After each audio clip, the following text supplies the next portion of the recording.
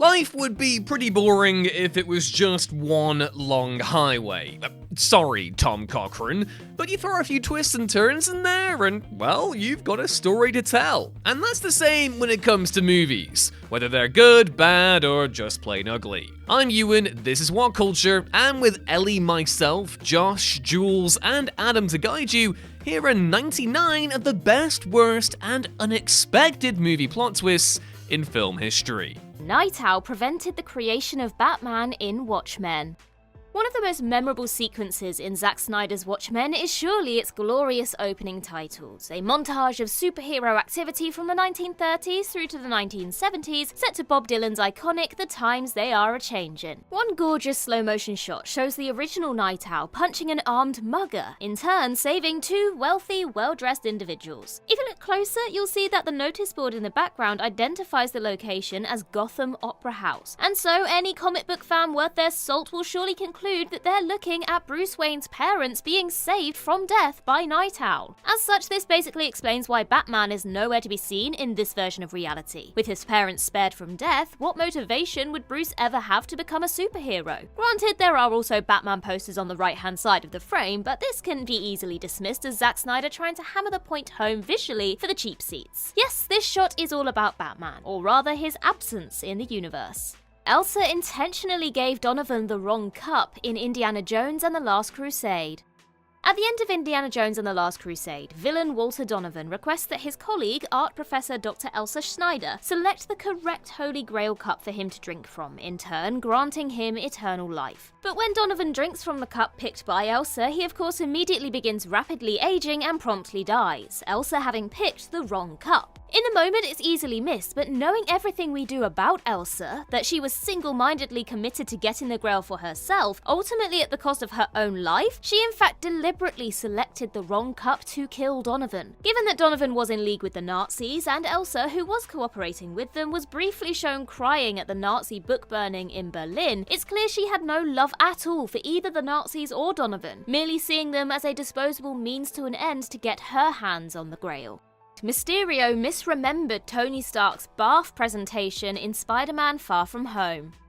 Of course, nobody missed the twist halfway through Spider-Man Far From Home that Quentin Beck, aka Mysterio, is actually the movie's secret villain, a former employee of Stark Industries with a vendetta against Tony Stark for firing him. In particular, Beck loathes that Stark took the holographic illusion tech he invented and renamed it Bath, as amuses the conference crowd he reveals it to. You might recall that Stark first showed off Bath back in Captain America Civil War, long before we ever saw Quentin Beck on screen, but what you probably don't remember is that the crowd never actually laughed at the device's name. If you go back to Civil War, the audience was silent when Bath was announced, confirming that Beck has amplified and misremembered the incident in his head. While he might dislike what Stark did with his prototype, the general humiliation factor wasn't nearly as bad as he's convinced himself. Snoke accidentally got himself killed in Star Wars The Last Jedi.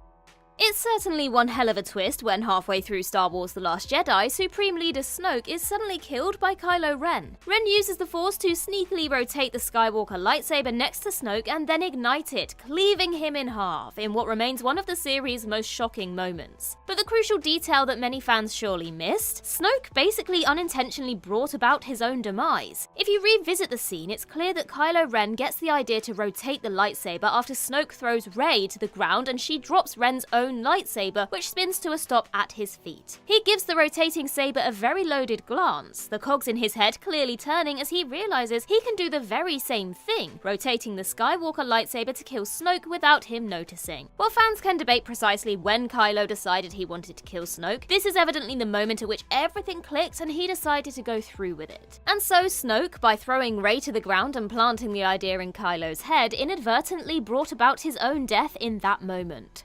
The fake investigation actually worked in Shutter Island. Martin Scorsese's Shutter Island quite ingeniously tees up one obvious plot twist in an attempt to prevent audiences from guessing the more subtle one fielded out immediately afterwards. At the end of the film, we learn that US Marshal Teddy Daniels is actually a man named Andrew Ladis, who created an alter ego to escape the truth that he murdered his manic-depressive wife after she drowned their 3 children. The events of the movie have actually been part of an elaborate role-play intended to snap Andrew out of his Teddy persona and bring him back to reality, and at film film's end, he momentarily seems to have left Teddy behind. However, in the movie's final scene, Andrew appears to slip back into his delusions and is carted off to be lobotomized. Yet there's more to that ending than the treatment simply failing. The sly second twist heavily implies that the treatment didn't fail, but that Andrew intentionally feigned slipping back into his Teddy persona in order to be willfully lobotomized and again escape the devastating knowledge of his family's demise. In the chilling final scene, Andrew even asks, "Is it better to live as a monster or to die as a good man?" suggesting a degree of agency in whether he decides to accept his horrific past as Andrew or willfully be rid of it. Hill Valley Courthouse became a mall because all lawyers were abolished in Back to the Future Part 2.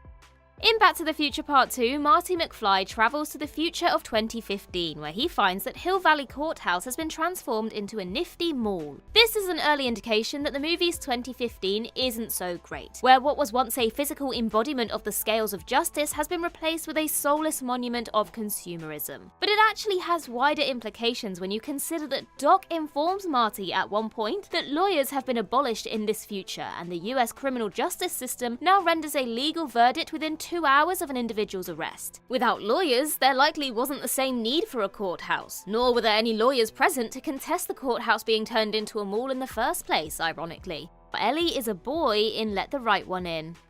Let the Right One In is a film filled with terrifically subtle details, and one which is easily missed if you turn away for even a second involves vampire Ellie's true nature. Though presented as a girl, there's one fleeting telling shot which suggests otherwise. At one point, young protagonist Oscar spies on Ellie after she showers, and we catch a glimpse of what appears to be her scarred crotch. It's easily missed, but this is actually a reference to the original novel, where it's explicitly revealed that Ellie is actually a boy named Elias who was castrated against his will after being turned into a vampire over 200 years prior. There are other hints to this, given that she flat out asks Oscar midway through the movie, "If I wasn't a girl, would you like me anyway?" Though audiences might simply assume that Ellie views herself as not a girl but a monster. The director did originally intend to include this subplot in the movie in a more explicit way, even planning to film the castration scene, but ultimately decided against it. Gwen's Peter turned himself into the lizard in Spider-Man Into the Spider-Verse.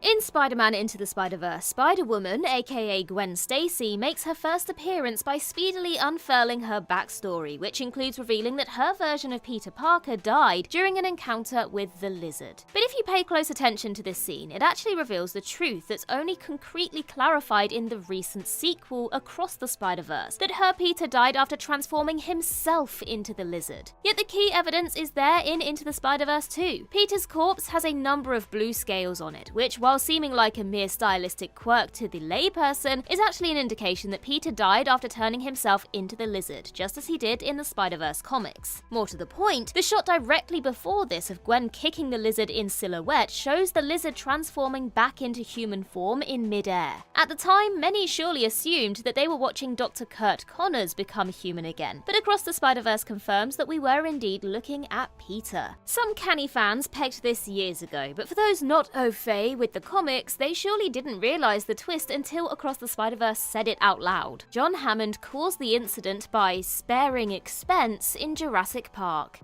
Jurassic Park's creator John Hammond famously declares early on that he spared no expense in having the park built, but the movie's real twist is that he absolutely did. The liar. First and foremost, the movie makes it abundantly clear that the park's main computer programmer, Dennis Nedry, is unhappy with the amount of money Hammond's paying him, as inspires him to sneak the dinosaur embryos out of the park to enrich himself, causing the entire disaster. Michael Crichton's novel actually makes Nedry's situation much clearer. He was hired to run the park primarily due to offering a low bid for the workload, but once he won the gig, Hammond changed the scope of the work, leaving him understandably disgruntled. This aspect admittedly isn't covered in the movie, but given the enormous expense of operating the park anyway, was it really worth stiffing the guy keeping everything running smoothly? Because Hammond didn't give Nedry what he asked for, he, whether right or wrong, spared expense, he inadvertently set up the catastrophe that followed. And everybody wears polyester because the world forgot how to farm in Idiocracy. Here's a film folks don't talk about nearly enough: Mike Judge's terrifically prescient satire Idiocracy. You might recall that once Corporal Joe Bowers wakes up in the deeply stupid future of 2505, every single person he encounters wears only polyester clothing. But there's actually a reason for this, albeit one which you probably didn't put together yourself. It's a significant plot point that America has been turned into a dust bowl due to the nation's citizens forgetting how to farm, and instead attempting to irrigate crops with an energy drink. As a result, it stands to reason that this society wouldn't be able to grow cotton, which in our own reality is used for around 75% of all clothing. And so, with polyester being a synthetic fibre derived from petroleum, it wouldn't require a working knowledge of farming to produce. Hence why it's all you see anybody wearing in Idiocracy's hilariously bleak vision of the future. Loki actually dies. Thor: The Dark World. When it comes to Loki, actually dying is always a twist. So much so that fans had an exceptionally hard time believing he dies at the beginning of Infinity War. And it was that same fan backlash that caused Marvel to bring him back in Thor: The Dark World. The Dark World sees the rise of the Dark Elves, a vengeful race of pointy-eared aliens who want to destroy the 9 realms. After initially siding with the baddies, Loki redeems himself with a late-in-the-day sacrifice, snuffing out his flame for good. Alas, Marvel viewers could not let him be. Test screening fans went ballistic when the credits rolled and the divine trickster was still in the ground, and the Marvel money men did a swift heel-face turn. Thus, an additional stinger was filmed to tack on to the end, in which, as we know, Loki is alive and well and living at large as the new king of Asgard. Tommy Lee Jones is the big bad, the fugitive. The 1990s saw Harrison Ford take up residence as an action thriller guy, and the peak of his accomplishments in this period has to be The Fugitive. In the film, Surgeon Dr. Richard Kimball, sorry, I will always do this every time this movie comes up, it's never not going to happen now, is forced to go on the run after being framed for the murder of his wife, pursued by Tommy Lee Jones's relentless US Marshal, Samuel Gerard. Also, Joey Pants is in here and he has a cool sweater. Ultimately, Gerard saves Kimball and Kimball saves Gerard, and both uncover a pharmaceutical conspiracy that caused one of Kimball's old colleagues to try and murder him. The layers of the film unfold cleverly and everything weaves together into a satisfying conclusion, but this was certainly not always the case. Originally, as per /film, Gerard was the villain of the piece, going after Kimball for convoluted reasons surrounding a failed surgery on the Marshal's wife, reasons that were, thankfully, slapped right out of the film in successive rewrites. Love The Fugitive, would have hated a straight-up evil Gerard. Unkar Plutt takes us back to the original trilogy, Star Wars Episode 7, The Force Awakens. When you ask folks who their favorite Star Wars character is, Simon Pegg's Unkar Plutt is probably not at the top of the pile, but still, there is a fun story behind his role in 2015's The Force Awakens. As we all know, Plutt departs the movie in the first act after Rey escapes to Finn and BB-8 on the Millennium Falcon. But in a scene conceived of by Pegg himself, Plutt suddenly appears at Maz Kanata's castle, confronts Rey, and fights Chewbacca. How? Well, he activated the tracker on the Millennium Falcon's hull that was put there by the Empire in the original Star Wars.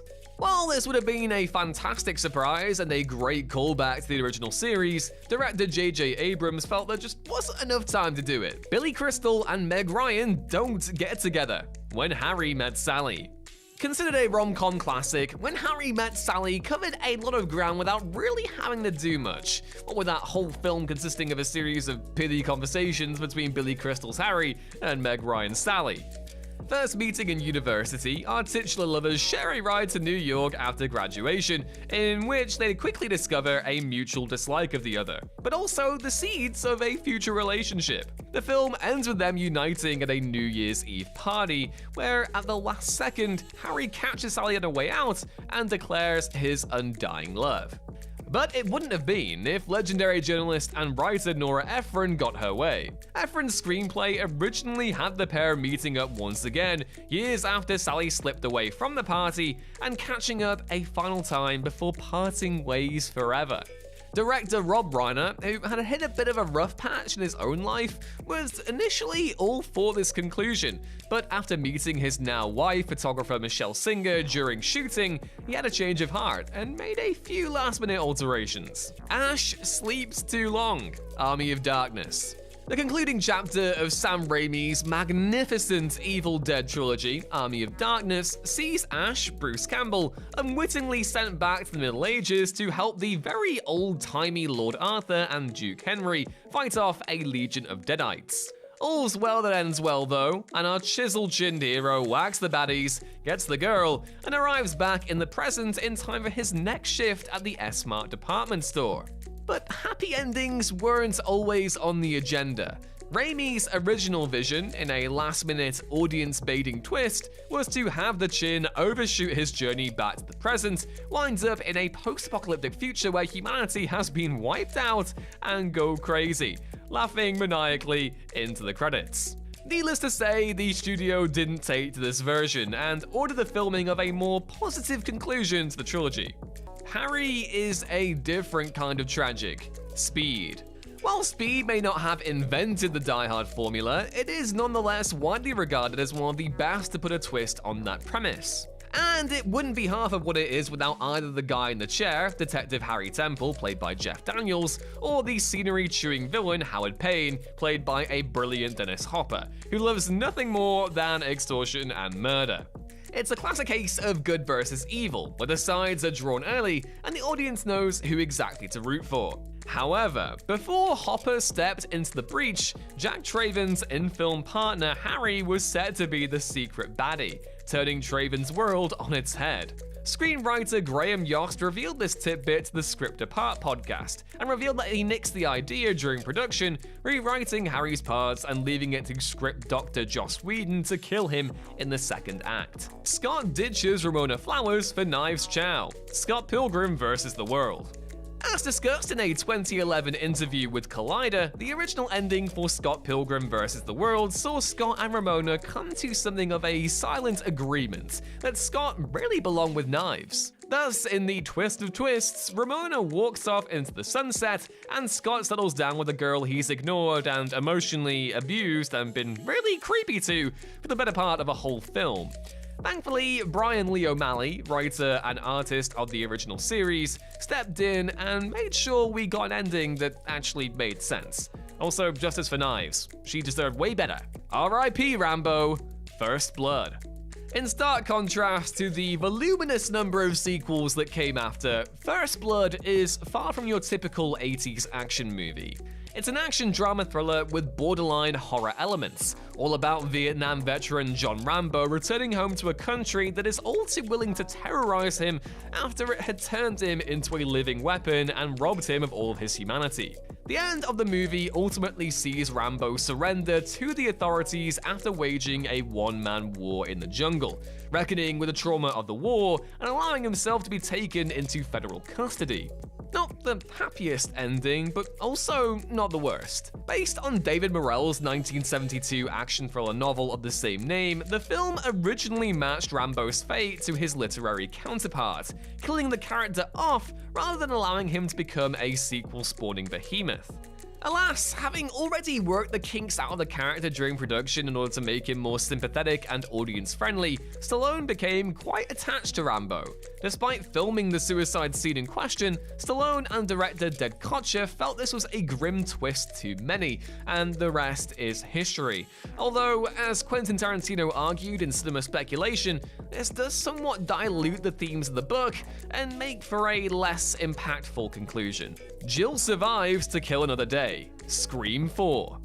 The new crew of Scream 4 was headed by Jill Roberts, played by Emma Roberts, cousin of the Scream series' original final girl, Sidney Prescott, played by Neve Campbell, and they have to face their own new Ghostface. The killer's reappearance brings back the original gang, and together with the teens, they set out to unmask the new knife jockey and prevent them from dicing up the class of 2011. Except, Jill is the bad guy, and her desperation for internet fame makes her stop at nothing short of the business end of Dewey's gun, wielded by Sydney in the hospital room they're sharing.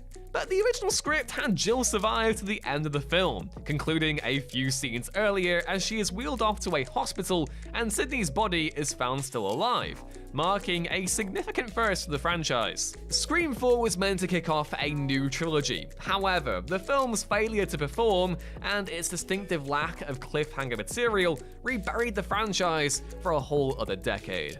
Dante is gunned down in cold blood. Clerks.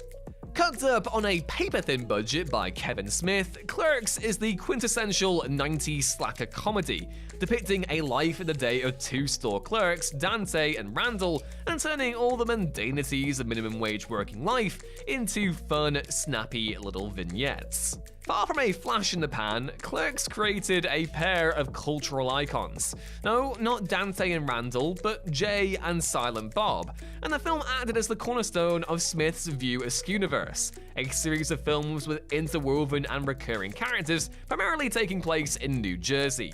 But it all started here on a normal day, which begins and ends like any other, with the opening and closing of the Quick Stop corner store. Nonetheless, when making Clerks, Smith didn't have such grand plans for a whole universe and just wanted to make a film that stuck. And like any creative in their early days, he struggled with the ending, and so opted for a rather grim turn. Smith's original closer had a petty thief rob the store and murder Dante in cold blood. It would have put pay to the View Askew-niverse before it even got started. Morgan Freeman is a secret villain, the hitman's wife's bodyguard.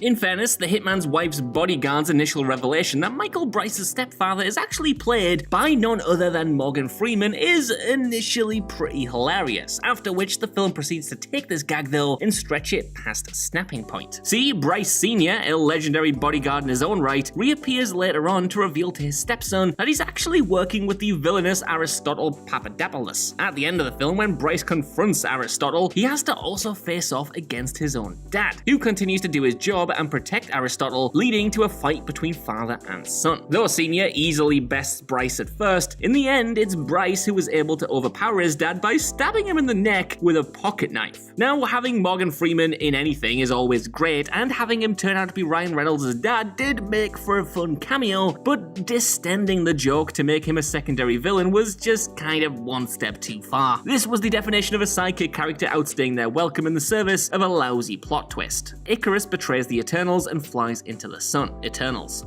It was admittedly genuinely quite surprising that the Eternals' leader Ajax was killed off in the movie's first act, having been ambushed by the deviant leader Crow. But later in the film, it's revealed that she was actually set up by her fellow Eternal Ikaris, who pushed her into the deviant trap after she attempted to speak up to the other Eternals about Arisham's plot to destroy Earth. Now, all the way through this film, it's not that difficult to guess that one of the Eternals might be a turncoat, and honestly, there was no more obvious choice than Ikaris. But what really cemented this twist as clunky and underwhelming was the eventual outcome. See, at the end of the movie, a guilt-ridden Ikaris flies into the sun, committing suicide. Given that it's made abundantly clear earlier in the film that the myth of Ikaris, who flew too close to the sun, was actually styled on Ikaris, his demise is a rather cringe-inducing attempt at cleverness that ultimately feels like it was written by a grade schooler. Ruth took the blame for her sister killing the cop, the Unforgivable. Netflix's new drama, The Unforgivable, revolves around Ruth Slater, a woman released from prison after spending 20 years inside for murdering a sheriff who attempted to evict her and her 5-year-old sister Katie, who Ruth was raising. The film spends most of its time exploring Ruth's attempt to reintegrate into society and make contact with her now adult sister. All the while, the sons of the slain sheriffs seek revenge against her. But late in the film, a surprising truth is revealed: that Ruth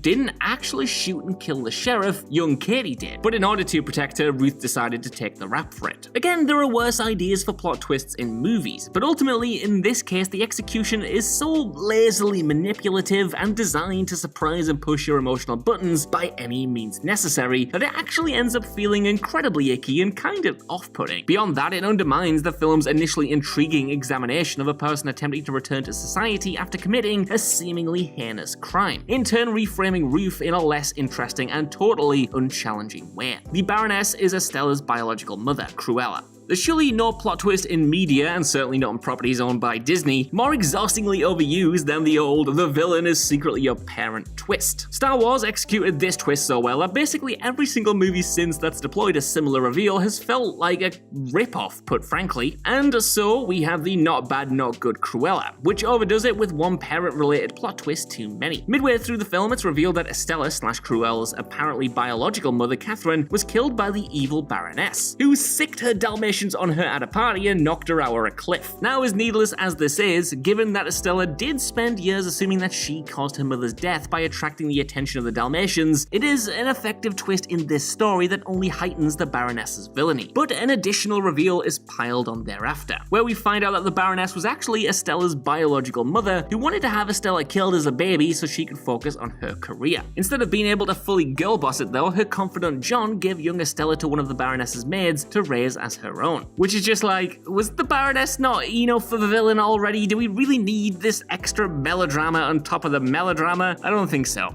Schenk is the new Jigsaw, Spiral from the Book of Saw. The Saw franchise is known for one thing above all others: insane, over-the-top, generally unpredictable plot twists, and some of the sickest beats you ever heard in any film ever. Even the lesser Saw films have mostly managed to deliver amusingly silly twists. Spiral from the Book of Saw fell massively short of the mark. Spiral's big reveal is that the new copycat Jigsaw killer is none other than Detective William Schenk, the partner of protagonist Detective Zeke Banks, with Schenk believed to have been killed by Jigsaw earlier in the film. The rationale for Schenk's decision to take up the Jigsaw mantle and target corrupt cops isn't bad in the story, because it is established that his own father was murdered by a crooked police officer, but the execution is totally predictable and just lazy. The film tries to get one over on audiences by having Schenk be killed by Jigsaw halfway through, but because he dies off screen and his corpse is suspiciously skinned, it's incredibly obvious to basically any longtime fan of the series that he wasn't really dead and therefore is the likely killer. As much as Spiral tried to position itself as a gritty soft reboot for the series, it actually delivered the weakest and most easily guessable twist of the entire franchise, which was massively disappointing given the film's huge potential to be a fresh start. Ethan is the killer,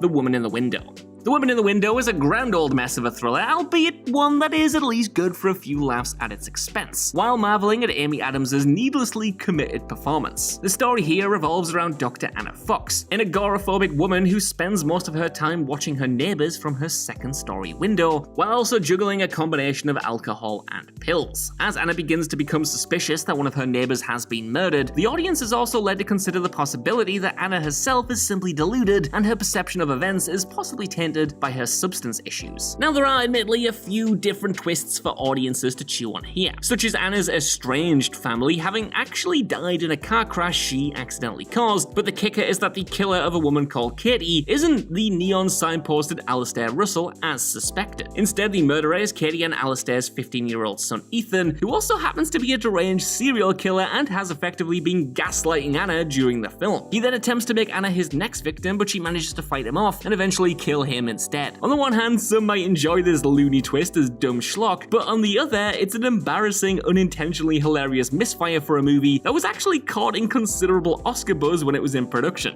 Justin isn't really dead, and he's the real villain, Jolt.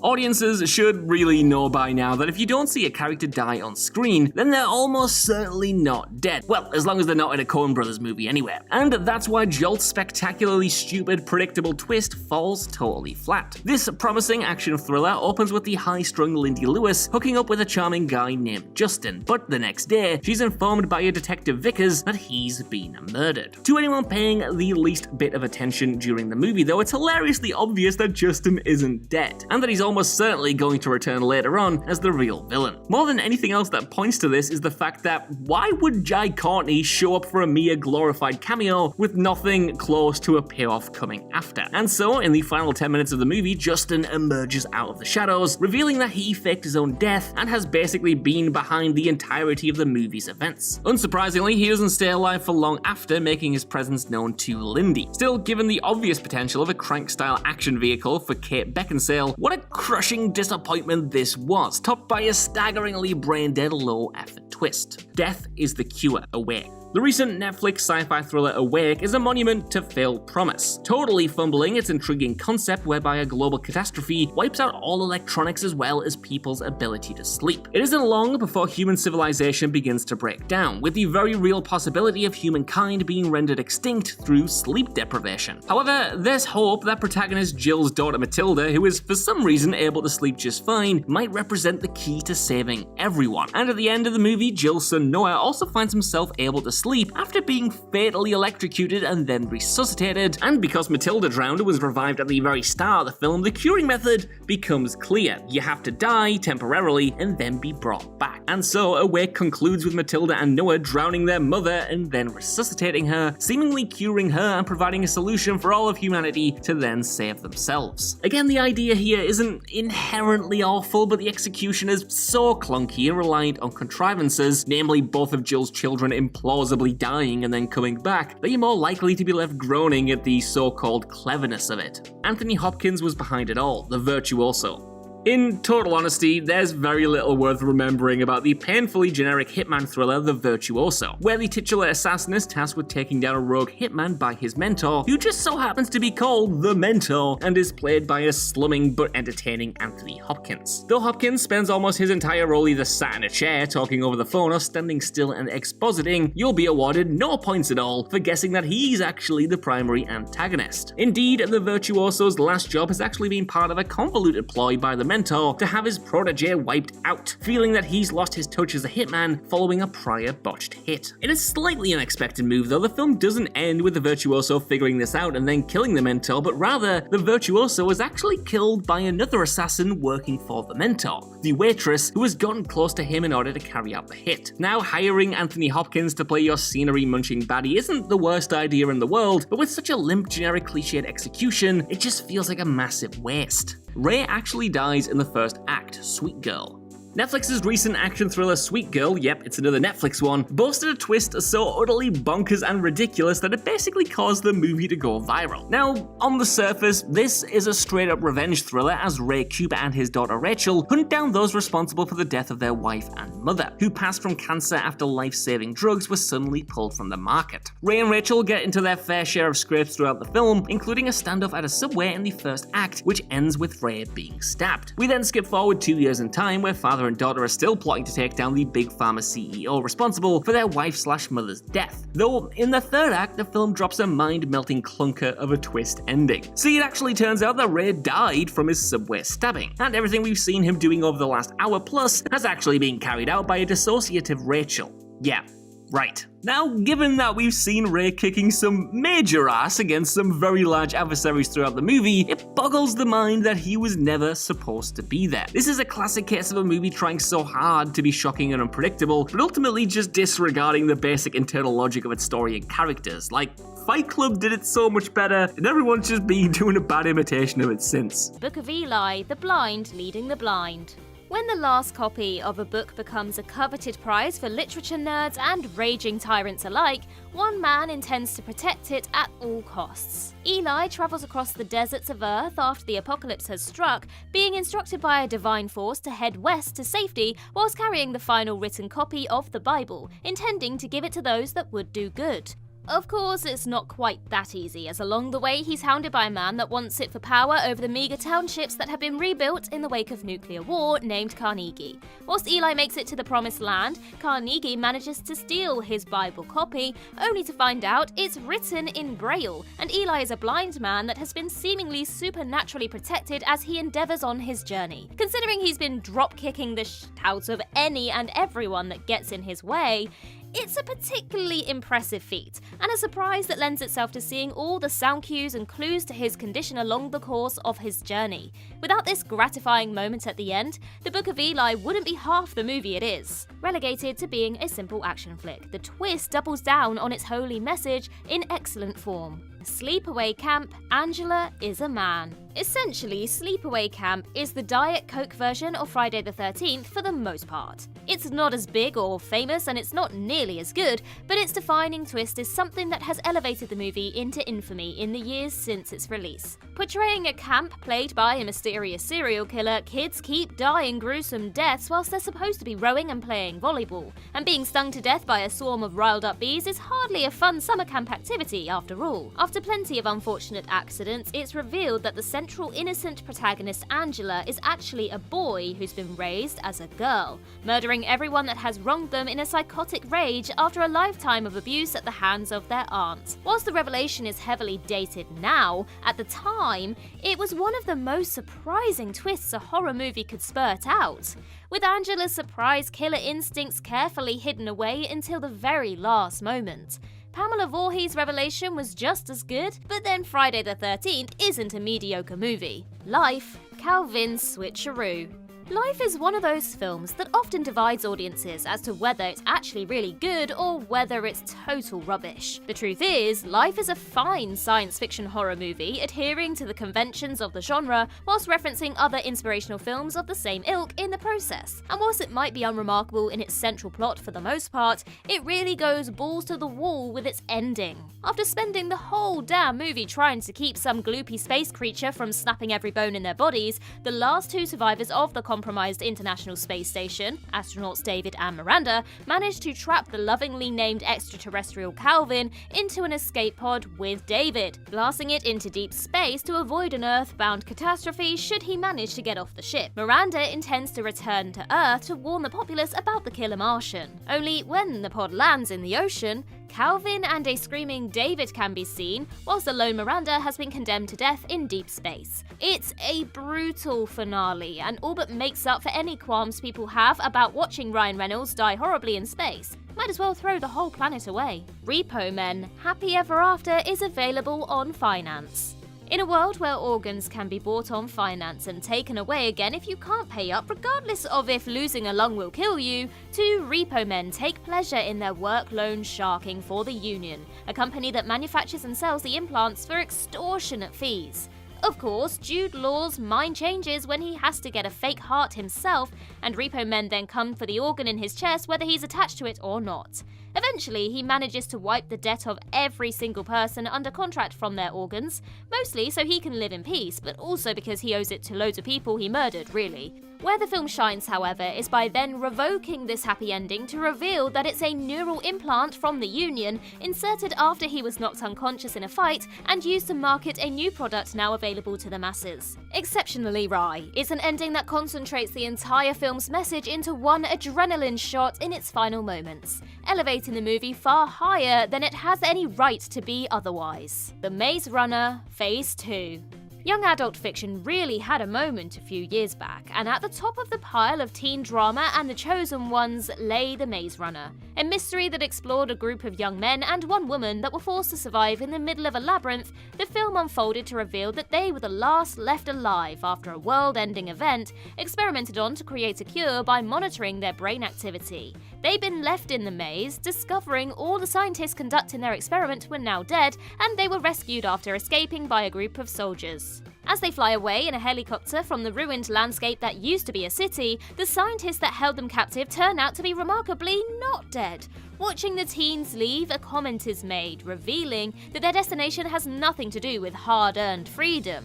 A scientist says, they seem to have taken the bait. It's too soon to say, but they could be the key to everything, so let's move forward. It's time now to begin Phase 2. And with that, instead of the basic principle of breaking free of the trap, it turns out everything they've done has been part of all of it all along. Ooh, very good. Extinction. The invaders are human, and the humans are robots. Extinction is your average alien invasion movie. A family fights for survival in a War of the Worlds style nightmare where forces from outer space come to steal Earth for their own and wipe out humanity in the process. It's the normal storyline we've seen 1,000 times before, or at least that's what you'd think to begin with. elevating it to new heights by dropping a mad twist in the middle that isn't signposted at all. Turns out that the human family we're rooting for isn't human at all. They're full of wires and flashy bits and are actually sentient artificial intelligence that has been memory wiped after winning a war against humanity many years ago. And if that wasn't enough to blow your socks off, then the revelation that the invaders are the humans coming back to steal their home planet from the machines they created should have you barefoot in no time. If you ever wanted a living embodiment of that incredulous man blinking meme, this is 100% it. Jigsaw, both a prequel and a sequel. Much in the same way as Final Destination 5, Jigsaw decided to play fast and loose with its timeline in the 8th installment of its franchise, turning a perfectly serviceable average horror movie into something genuinely quite impressive. And that's saying something, since the words impressive and Saw haven't gone together since Bruce Willis had hair. After showing the usual race between the police and a sadistic murderer putting his captives through deliciously gruesome traps, Jigsaw then reveals we've been watching a dual timeline, one that spans the original Jigsaw killer's life, that of John Kramer, as he teaches his protege Logan his work 10 years prior, and Logan then reenacting his trap experience out on a new group in the present day. Everywhere there appears to be a plot hole or inconsistency instantly becomes smoothed out, making a rewatch of the movie practically irresistible to see just how they managed to pull it off. Combine this plot twist with that terrifying tornado trap, and Jigsaw becomes awesome in no time. The Mist, the resistance is already here.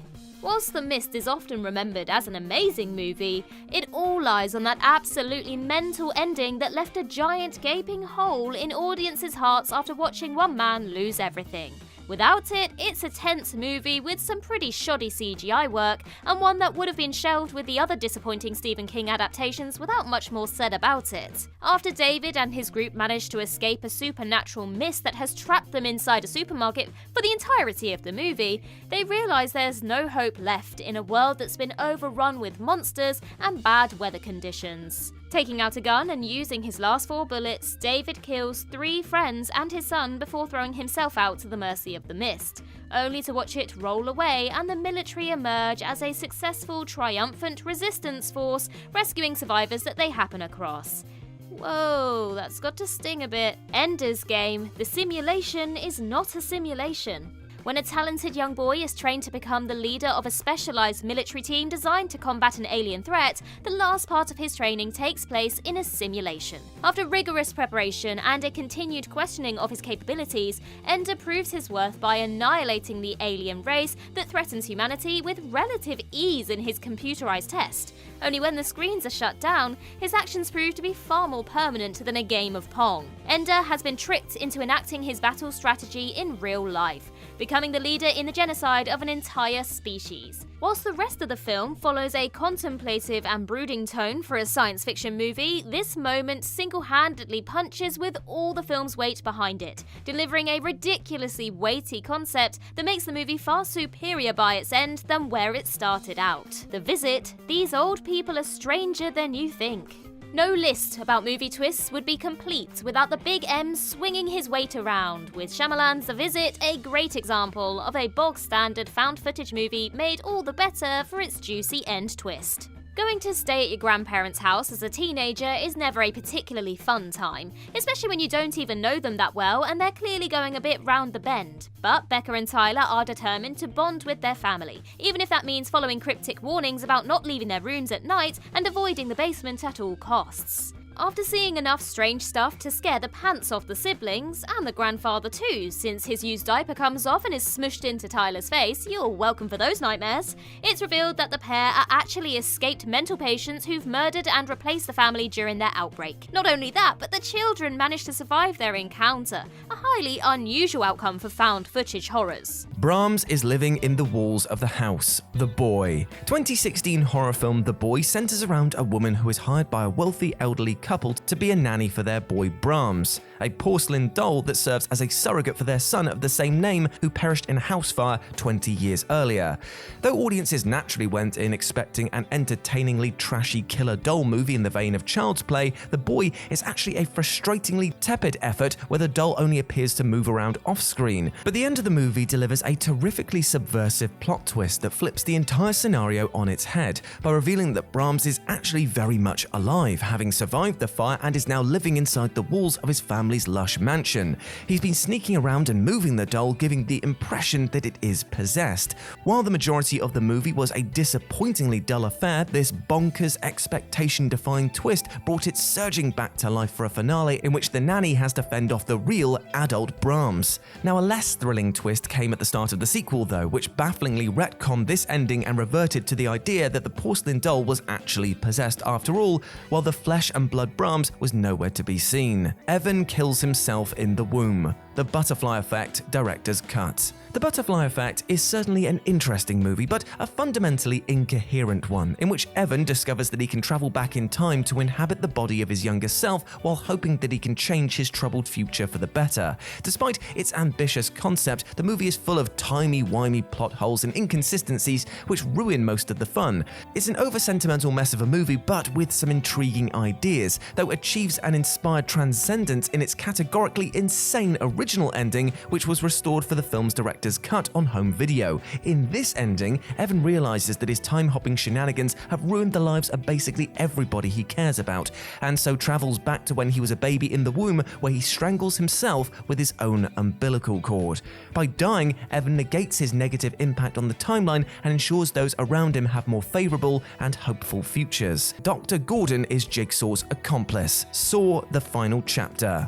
Now, there's a strong argument to be made that the 7th Saw movie, ill-advisedly dubbed The Final Chapter, is the worst of the entire 9-movie series. By this point in the franchise, the Saw formula felt pretty played out. The traps had lost their grimly imaginative sheen, the storytelling had reached a melodramatic critical mess, and even the twists weren't as daftly impactful as they once were. But The Final Chapter was at least smart enough to pull the trigger on a long-held fan theory that many had lost hope of ever coming true, that one of Jigsaw's victims from the original movie, Dr. Lawrence Gordon, would be revealed to be one of his accomplices.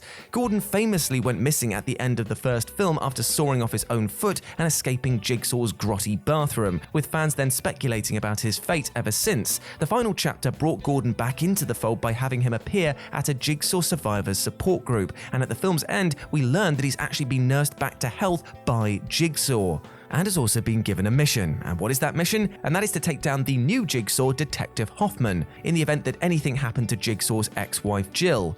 After Jill was killed by Hoffman, Gordon sprang into action. And so the movie ends with Gordon kidnapping Hoffman and locking him away in Jigsaw's bathroom, leaving him to die with the satisfyingly smug one-liner, "Game over." Remy is actually in a coma. Repo Man. Now, sci-fi action flick Repo Man is a mostly forgettable feature film, but at least offers up one of the few worthwhile variations on a massively overused type of plot twist. You see, Remy and partner Jake are two of the titular Repo Men, whose work involves reclaiming replacement organs from clients who default on their payments, in turn killing them.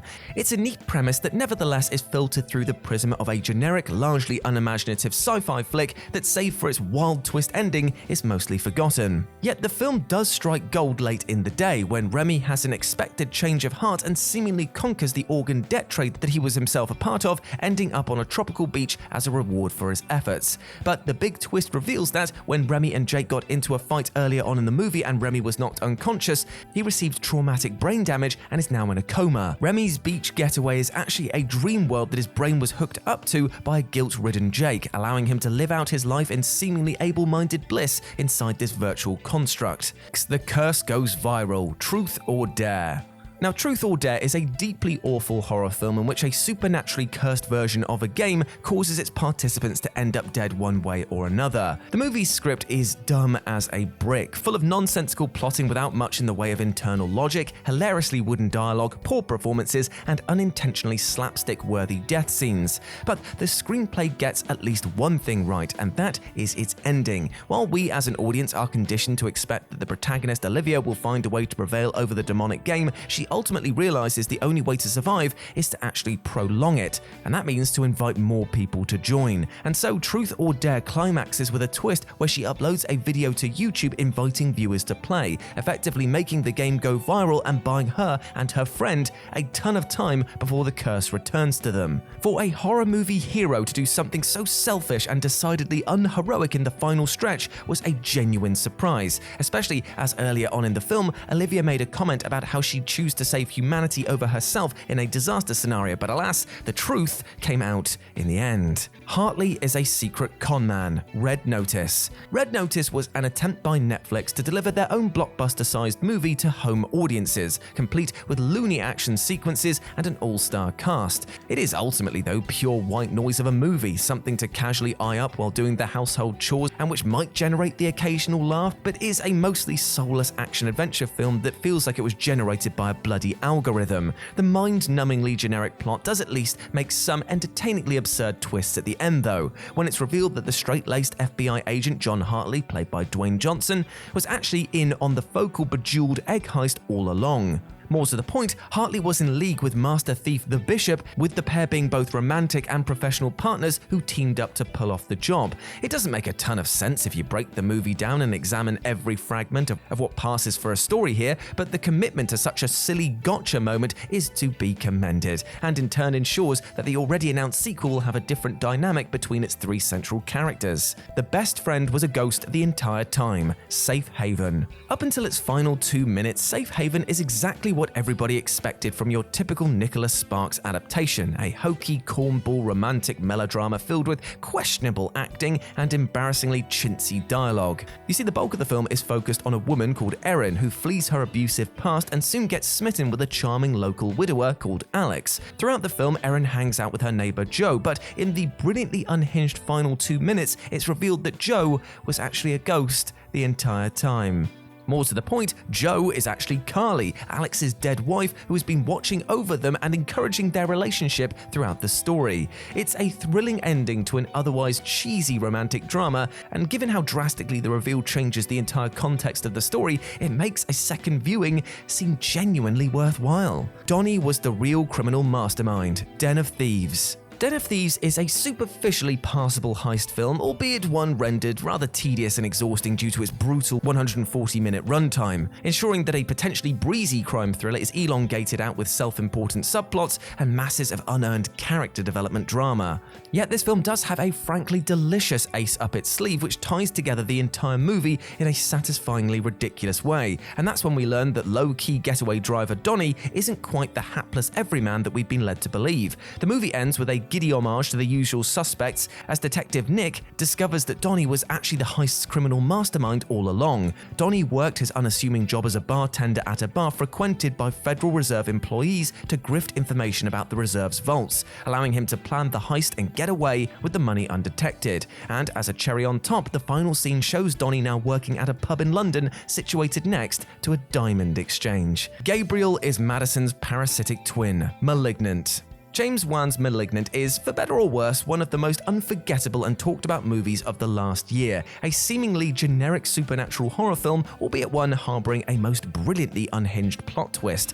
The bulk of the movie revolves around Madison, a woman who believes that she's being stalked by Gabriel, her childhood imaginary friend, who is inexplicably manifesting in the real world as a cloaked serial killer. But Malignant transforms into something else entirely with its absolutely bizarre third act reveal, and that is that Gabriel is actually Madison's parasitic twin. While most of Gabriel was surgically removed in Madison's youth, a vestigial part remains connected to her brain, and so the cloaked, mysterious figure we've seen doing all of the killings throughout the film is actually Madison as possessed by Gabriel, with his jerky body movements a result of Gabriel operating Madison's body backwards.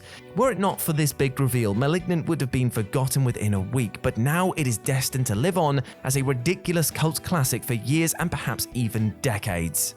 Now, before we go on to our number one pick, if you've not seen Moonfall, then be prepared because spoilers will follow. The moon was built by ancient humans. Moonfall. There's a strong argument to be made that Moonfall is the worst major release of 2022 so far, a shambolically stupid sci-fi disaster film from the man who actually popularized the genre to modern audiences, Roland Emmerich. The film chronicles humanity's existence being threatened by the moon itself, which appears to be falling out of orbit and heading towards Earth. The trailers ended up spoiling what appeared to be the movie's big twist, that an alien entity is actually residing on the moon and is responsible for its destabilized gravity. However, the director actually has an altogether nuttier rug pull in store for audiences, as the third act reveals that the moon was actually a megastructure created billions of years ago by humanity's ancestors, a technologically advanced race far beyond present-day humans. The moon was built to serve as an ark for their kind after an AI they created went rogue and attempted to wipe them out, that AI being the extraterrestrial entity on the moon throughout the film. As if that isn't insane enough, Moonfall then climaxes with eccentric conspiracy theorist K.C. Houseman sacrificing himself to destroy the rogue AI, after which it's been revealed that his consciousness has been replicated by the moon's benign AI operating system, allowing him to live on. Much like Malignance, that finale is batshit bonkers enough to justify what is otherwise a rather groan-inducingly awful movie. 1917.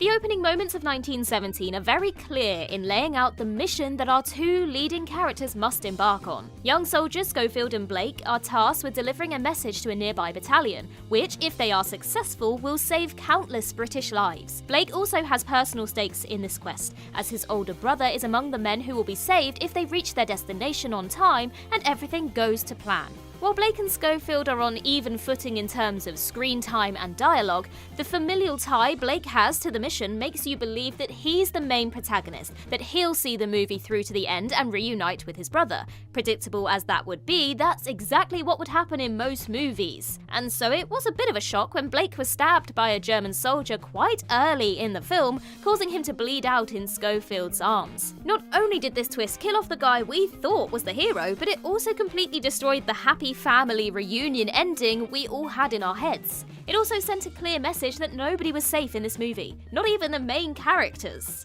A clever way to keep viewers invested in Schofield's journey, making audiences worried for his life whenever he encountered any enemy forces. Downsizing.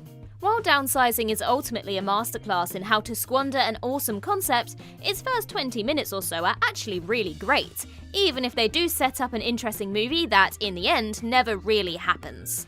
At the heart of the film is an irreversible process called downsizing, which involves shrinking people down to a few centimeters tall in order to combat global warming and overpopulation. Paul Safranek and his wife Audrey eventually decide to go small themselves, with all the benefits of downsizing, such as good for the environment, financial gain, proving difficult to resist. At this stage, downsizing seems intent on telling a story about Paul and Audrey's married life within the downsized community. But in an unbelievably cruel twist, Paul undergoes the procedure only to discover that Audrey has backed out at the last minute and will not be joining him. This was a genuinely shocking turn, because it was clear that Audrey really did love Paul, but the fear of leaving her family and friends simply got the better of her. By leaving Paul on his own, the twist made you feel deeply sorry for him. A smart decision by the writers, because it gave viewers a firm emotional connection to the downsized world, which otherwise may have felt too silly and distant. In the end though, downsizing threw all of that good work away by going with a random and nonsensical end-of-the-world plot instead. It was like the writers paid their kids to finish the script. Alien. Ridley Scott's iconic 1979 sci-fi horror begins with the crew of the Nostromo investigating a distress signal emanating from a nearby moon. During this little side quest, one of the crew members, Kane, is attacked by a mysterious alien creature that attaches itself to his face and will not let go. It's a simple and slow setup to the movie that nonetheless builds up heaps of tension, because while the title Alien tells you that Kane probably won't be the last person to have an encounter, it's not clear where the next threat will come from, creating a feeling of unease that is only heightened when Kane seems to make a full recovery. But then, BAM! Out of nowhere, an alien bursts out of his chest and runs off into the ship, destroying the calm of the dinner table scene like a bullet through glass. Easily one of the most shocking twists of all time, Kane's horrific demise instantly turned the movie into a fight for survival against an unstoppable and unpredictable enemy, while the deaths of actors like John Hurt, Tom Skerritt and Harry Dean Stanton, who were all big names at the time, added another twisty layer to proceedings in that nobody expected the then unknown Sigourney Weaver to be the main star of the film. While Scott doesn't always churn out gold, Alien is a brilliant example of how to lull audiences into a false sense of security before pulling the rug out from under them in a deeply disturbing fashion. Spider-Man Into the Spider-Verse. While everybody knew that Spider-Man Into the Spider-Verse would centre on the Miles Morales version of the character, we also knew that Peter Parker would have a role to play too. And when the movie starts off, Peter is this universe's Spider-Man, a superhero that the citizens of New York adore and a menace that the police despise. Then, when Miles gets his own spider powers and has a run-in with Peter, the movie seems to be heading towards a Parker-Morales-Spidey team-up, where the two heroes combine forces to take down ruthless mob boss Kingpin in order to stop him from reactivating his particle accelerator and destroying the city. But that changes in an instant when, just past the 20-minute mark, Peter has his skull bashed in by Kingpin. Aside from the fact that this twist resulted in the brutal murder of the most famous Marvel character in the world, it also completely blindsided people who were, reasonably so, expecting a traditional portrayal of Peter Parker, something more in line with how he was depicted early in the movie, and something more akin to the countless other portrayals we've seen in movies, comics, and games over the years. Instead, we got something unexpected, a slacker, down-on-his-luck Peter Parker who is about as far away from conventional Spidey as it's possible to get. Predators. While Predators isn't remembered as fondly as the first film in the series, it's quite underrated. A really solid sci-fi thriller with a handful of cool action sequences. The movie kicks off with a group of strangers being parachuted into the jungle. Confused and with no idea how they got there, they naturally start to question why they're all in the same place, and most importantly, where the hell they actually are. After a few minutes of everyone trudging through the jungle and some speculation that they might be in Asia, Africa, or the Amazon rainforest, the group arrives at higher ground, where de facto leader Royce points out that the sun hasn't moved since they arrived, leading to the twist reveal that they're not on Earth, they're on an alien planet. After the original two Predator movies saw the titular creatures hunting their prey on Earth, having another movie with that same formula would have felt like more of the same. But switching up the rules by planting the beasts on home turf was a clever way to raise the stakes significantly. In addition, most viewers will have probably just expected the movie to take place on Earth, given that, again, that's where the first two movies and the Alien vs Predator spin-offs were set. With that in mind, the twist reveal smartly played with audience expectations, surprising people who might have thought that the movie's mix of a jungle setting and a macho band of soldiers was hugely derivative of the 1987 Arnie classic, Moon. The opening scenes of Moon show space miner Sam Bell going about his work. Employed by Lunar Industries to harvest fuel from the moon's soil, Sam's job means that he's completely isolated, living out of the Sarang mining base until his 3-year contract ends. While the operation is running smoothly, Sam has started suffering from headaches, and you get the sense that he's slowly losing the plot due to his mundane daily routine, and the fact that his only source of conversation is a robot AI, Gertie, who helps him out around the base. But as revealed by the film's early twist, Sam isn't as alone as he thinks he is. Shortly after he crashes his lunar rover, he encounters a doppelganger of himself, learning that Lunar Industries has been cloning the original Sam Bell and killing them once their contract expires, in order to avoid the hassle of training new staff. The great thing about putting this twist so early in the film is that you'd normally expect a "he's a clone" reveal to come in the end portion of the story. By placing it near the start instead, and creating such a seismic shift in Sam's perception of his own little world, Moon felt truly unpredictable. And fittingly, the rest of the story unfolds in a whole host of startling ways. Avengers Endgame.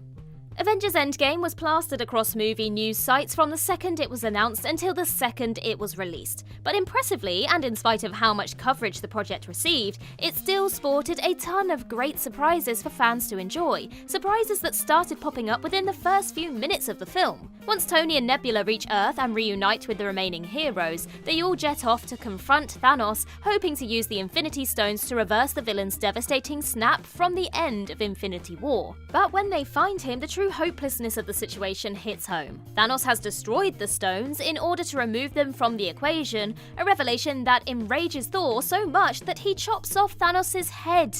The screen then fades to black, leading to a 5-year time jump and a completely different movie than a lot of fans expected.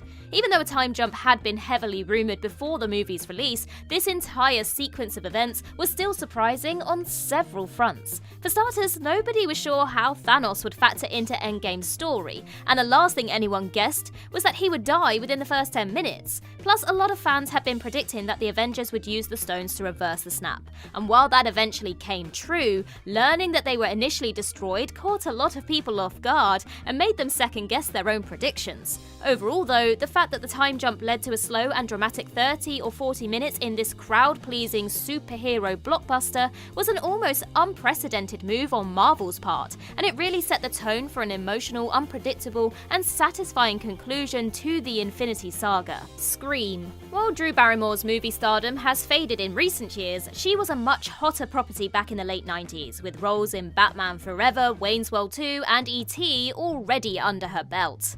And so, when she showed up in 1996 slasher horror Scream, it was widely assumed that she'd have a massive role to play. Hell, at one stage she was actually attached to play lead character Sidney Prescott, a role that eventually went to Neve Campbell.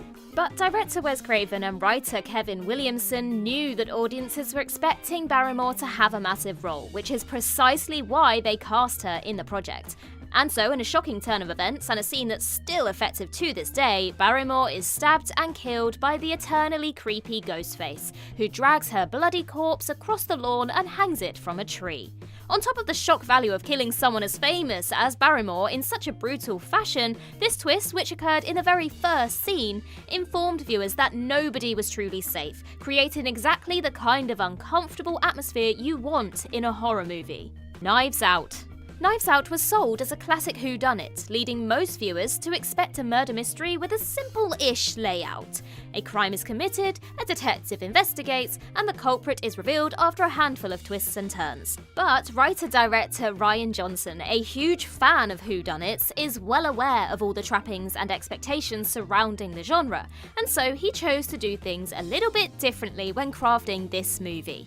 The film revolves around the untimely death of wealthy novelist Harlan Thrombey, and while watching you assume that we won't find out who killed him until the final couple of scenes, but surprisingly we learn what happened much earlier than that, when a lengthy sequence near the beginning of the film shows us that Harlan's nurse, Marta, doomed him with an accidental overdose. Sure, Harlan's death isn't as straightforward as it first seems, and Marta isn't entirely guilty, but it was thoroughly surprising to be given so much information up front, a clear indicator that Knives Out would be far from a conventional murder mystery. Terminator 2: Judgment Day.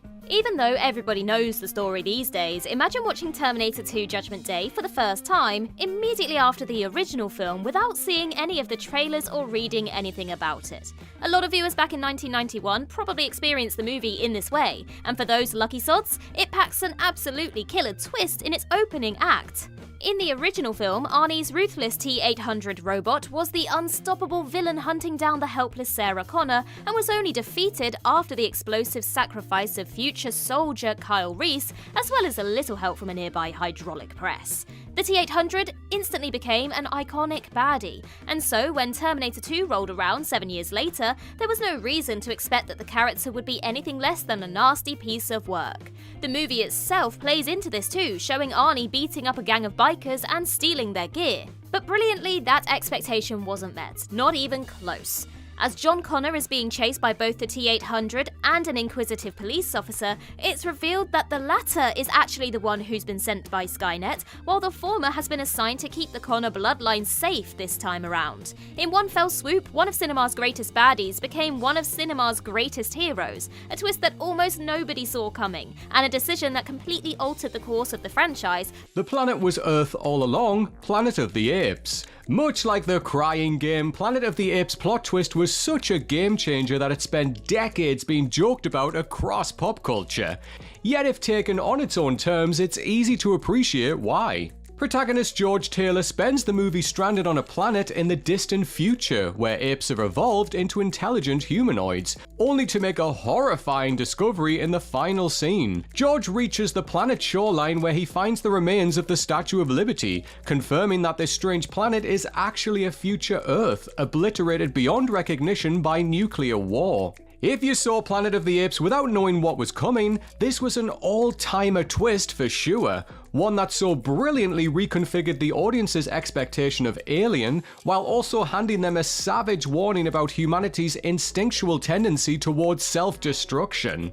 Pharrell as Yuri, No Way Out. No Way Out stars Kevin Costner as US Navy officer Tom Farrell, who has been framed for the murder of his lover Susan Atwell. The actual man responsible, Secretary of Defense David Bryce, takes part in a plan to pin the killing on Farrell, while also claiming him to be a KGB mole codenamed Yuri. At film's end, with Farrell and Bryce both having sensitive information which could implicate one another, Bryce agrees instead to frame his counsel, Scott Pritchard, as both Susan's killer and the mysterious Yuri.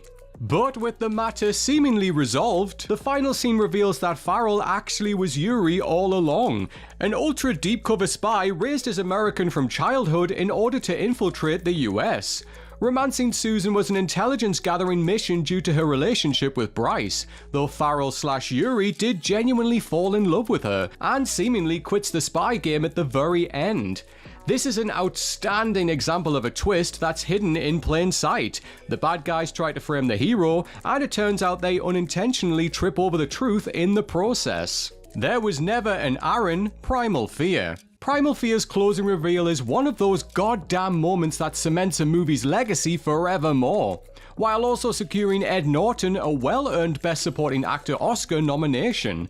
The legal thriller follows hotshot defense attorney Martin Vale as he defends a teenage altar boy, Aaron Stampler, accused of murdering an archbishop. We eventually learn that Aaron did kill the archbishop, albeit in revenge of being sexually abused, and moreover he was also suffering from dissociative identity disorder at the time of the killing, adopting a sadistic alternative personality called Roy. As such, Aaron is found not guilty by reason of insanity and sent to a psych hospital, but during his final meeting with Vale, he reveals that he faked the whole damn thing. Aaron faked his dissociative identity disorder, he cooked it up effectively, allowing himself to get away with murder.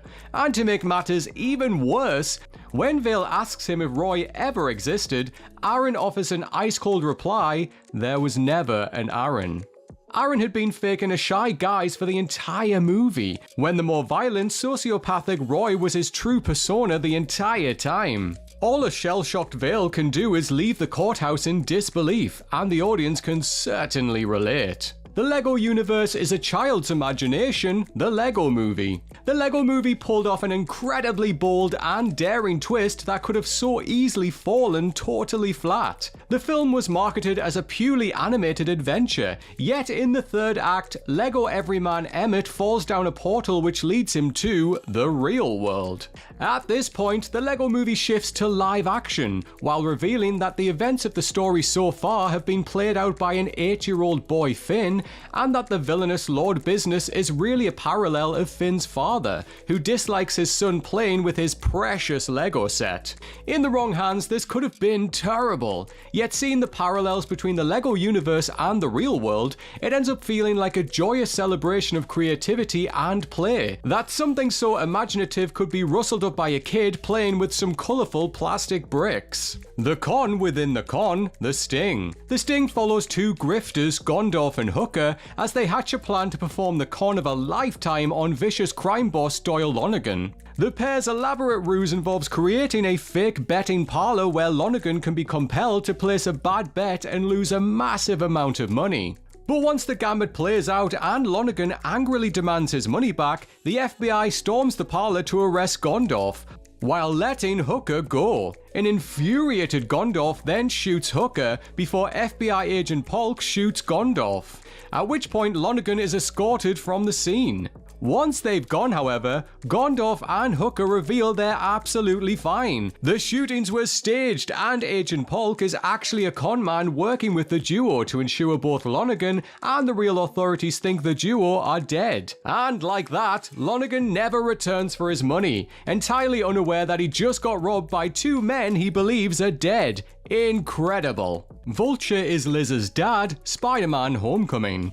The Marvel Cinematic Universe isn't exactly known for its jaw-dropping plot twists, which is perhaps partly why Spider-Man Homecoming's big reveal managed to catch so many viewers off guard. At the end of the film's second act, Peter Parker is preparing to take Liz to the school homecoming dance, but when he knocks on the front door, he's greeted with none other than the movie's primary villain, Adrian Toomes.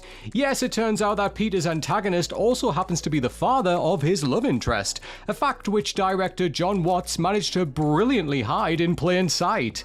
And so when Toomes opens the door and greets Peter, it's a legitimately butt-puckering moment for both Peter and the audience. To date, it remains one of the MCU's best executed plot twists, and much of its success lies in its sheer simplicity. Anthony is a hallucination, Dead Man's Shoes. Shane Meadows' Dead Man's Shoes is a criminally underseen psychological thriller in which a soldier, Richard, returns to his hometown to reckon with a group of drug dealers who have tormented his mentally disabled brother, Anthony. Near the end of the movie, we learn the nauseating truth. Anthony committed suicide following the group's abuse, and Richard has actually been seeing hallucinations of his late brother throughout the movie. It completely changes the temperature of the story and the nature of Richard's revenge spree, ensuring most viewers will want to immediately rewatch the film with this new knowledge that Richard isn't really being accompanied by his brother on his quest. These twists are incredibly tough to pull off in a post-Sixth Sense world, yet Dead Man's Shoes is a rare example of one that makes it work, even with a few generous clues being dangled in front of us, like Anthony wearing the same clothes in flashbacks. K isn't the chosen one, Blade Runner 2049. Relatively earlier on in Blade Runner 2049, it seems to be teeing up the inevitable reveal that Replicant K is the child of Deckard and Replicant Rachel. Given the tendency for belated legacy sequels to introduce new heroes with convoluted ties to the original leads, it certainly would have been completely on brand for Hollywood in the 2010s. And so, what a surprise it was when, deep into the movie's third act, K learns that he isn't the child of Deckard and Rachel, completely obliterating the typical Chosen One arc that had seemingly been carved out for him. Furthermore, the replicant child ends up being an incredibly minor character, Dr. Anna Stelline, briefly glimpsed much earlier in the story. Ultimately, Blade Runner 2049 brilliantly bait and switches the audience, leading them to believe a garden variety hero's journey is in the works, only to pull the rug out and give K some heroic agency that's very much his own. In the end, being Constant K is enough for him. Or as Ryan Gosling's Ken would say, Knuff. Darth Vader is Luke's father, The Empire Strikes Back. In terms of mega-budget movies though, no twist is more iconic than Darth Vader revealing himself to be Luke Skywalker's father at the end of The Empire Strikes Back. It was a perfect what the actual revelation on which to conclude the middle chapter of the original Star Wars trilogy, leaving fans with plenty to think about ahead of Return of the Jedi's release, and damn near ensuring they'd be back to see how it all played out. Though parentage twists are decidedly more common nowadays, they've never been more earth-shattering than in this movie, creating a devastating link between the hero and villain which went on to define the franchise for 4 decades. That is, unless you happen to read a 1978 newspaper interview with David Prowse in which he inadvertently spoiled it a whole 2 years before the movie came out. Thankfully, this being the pre-internet age, his slippery tongue didn't quite have the same reach. Brahms was living inside the walls, The Boy. 2016's hit horror film The Boy revolves around an American nanny who travels to England only to discover that her new job doesn't involve babysitting a boy, Brahms, but rather a real life-size doll that resembles him. It's soon revealed that the real Brahms died in a fire 20 years prior, and this is the parents' way of coping. For the bulk of the movie, audiences are led to believe that the Brahms doll is going to come to life, child's play style, and start terrorizing the nanny. However, in the third act, this is revealed to be nothing more than a red herring, because not only did Brahms survive the fire 20 years ago, but he's been living inside the walls of the mansion ever since. As spectacularly stupid as The Boy might be and as daft as the final showdown is, this was a terrific sleight of hand that lured in audiences to believe that it was basically a lame cash-in on the Annabelle formula only to become something else entirely. Weirdly though, the sequel completely rejigged this and said that it was actually a demonic entity living inside the doll. Odd. The final battle was a premonition, The Twilight Saga Breaking Dawn Part 2. Given that the Twilight movies were adaptation of Stephenie Meyer's existing fantasy novel series, nobody was expecting them to deviate much from the prescribed story, especially considering how rabid the series' fan base notoriously is. But screenwriter Melissa Rosenberg pulled off a WWE-worthy swerve in the franchise's final entry, Breaking Dawn Part 2, an ingenious narrative turn in an otherwise inane conclusion to the series. The film's third act builds towards an epic final battle as the Cullens, the other vampires, and the werewolves team up to take on the evil-doing other vampires. What follows is a shockingly brutal fight scene which veers entirely away from the book, with numerous devastating, unexpected casualties scored on both sides, leaving fans practically hyperventilating with anxiety. But then it all turns out to be a dream, or not so, it's actually just a bit of precognition to show what will happen if they do come to blows. And this is enough to convince the main bad guy that it's not even worth fighting, because he wants to stay alive that badly that he's just like, nah, pass on that one, mate, not even gonna try. Could have been a trick. Idiot. Absolute idiot. Still, it was pretty good for those 10 minutes that was going on. The killer was Jason's mother, Friday the 13th.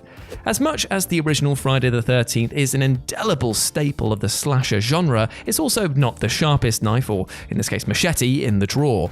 When you compare it to genre forebears such as the Texas Chainsaw Massacre, Black Christmas and Halloween, Friday the 13th isn't just low effort and lightweight, it's actually a pretty low IQ movie chock with outrageously bad dialogue and inane, grating characters, but it's earned its place in the genre royalty thanks to its incredible twist ending. After viewers spent the entire movie assuming that the resurrected, pissed off Jason Voorhees is the one that's slaughtering Camp Crystal Lake's unfortunate campers, the final reel reveals that the killer is actually Jason's murderously vengeful mother, Pamela. The real beauty of the twist is that it still works today. Casual horror fans will forever associate the series with a hockey mask-wielding Jason above all else, and so the mother bait and switch continues to catch unsuspecting viewers completely unaware. The groceries enter the real world. Sausage Party. Sausage Party is surely a movie that Seth Rogen, Jonah Hill and Evan Goldberg came up while hotboxing the finest, dankest kush available, and somehow the trio convinced Sony to spend almost $20 million on actually making it. Though the film certainly rouses some gut-busting laughs, it's pretty much a one-note joke centered around grocery store-related puns. While much of the third act is comprised of the groceries violently repelling their human aggressors, and let's not forget that really weird food orgy moment, it truly transcends into meta-genius in its final 2 minutes, where Firewater reveals that the groceries are all cartoons voiced by human celebrities. At that point, the groceries enter a portal created by Gum, allowing them to travel to the human dimension and presumably mete out violent revenge against all of us. An alternate ending was planned to actually show the groceries emerging on the other side, but in the end it was left to the audience's imagination. Even so, it was actually a deliciously smart way to wrap up an otherwise unapologetically stupid movie. The kid is actually an adult. Orphan. 2009 psychological horror film Orphan revolves around a couple who, after the unfortunate stillbirth of their child, decide to adopt a 9-year-old Russian girl. Much like The Boy, Orphan was marketed and presented to lead viewers down the wrong path, expecting the girl to be a murderous psychopath child in the vein of The Children of the Corn. But despite largely unfolding as a well-made but trashy B-movie, Orphan packs quite the brilliant jaw-dropper of a twist later on, as it's revealed that the kid is actually a 33-year-old woman with a rare hormone disorder which causes her to resemble a child. It's a reveal so outrageous and unexpected that it injects some energy into the movie just when it's starting to feel overfamiliar and dumb. And it leads to the gloriously schlocky third act, which culminates with one of the greatest one-liners in the history of the genre, "I'm not your f***ing mummy." Susie was the secret criminal mastermind. Wild Things. It might be fair to call 1998 neo-noir Wild Things a smart, dumb movie because as shamelessly idiotic as the litany of melodramatic soap opera-y twists and turns are within it, it at least seems to be somewhat in on the joke. It's a movie with a dozen double crosses in it. So much so that by the time that it reaches its bonkers conclusion, audiences know one thing: expect the unexpected.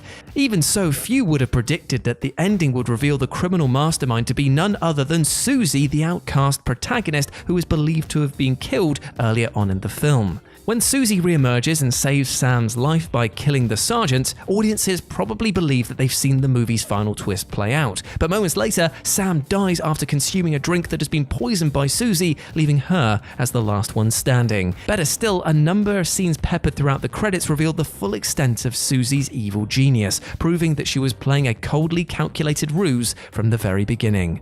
Angela is the killer. Sleepaway Camp. This 1983 slasher movie would have been quickly forgotten as one of the many uninspired Friday the 13th knockoffs were it not for its shock final plot twist, which has allowed it to live on in infamy ever since. Up until its final 2 moments, Sleepaway Camp is a lousy F-13 facsimile rife with terrible dialogue, worse acting and slack filmmaking, but with its game-changing big reveal, it becomes something else entirely. The final scene not only reveals that protagonist Angela is the killer, but that Angela in fact has a penis, having been born as Peter yet forced to live as a girl by her aunt, after the real Angela died in a boating accident years prior.